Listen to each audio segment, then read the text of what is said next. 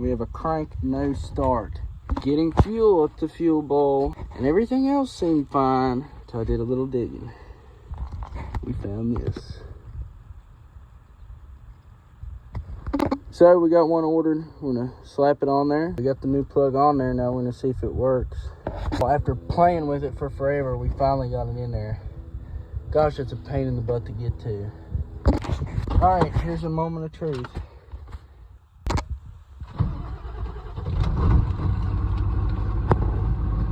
Yep, that was a problem.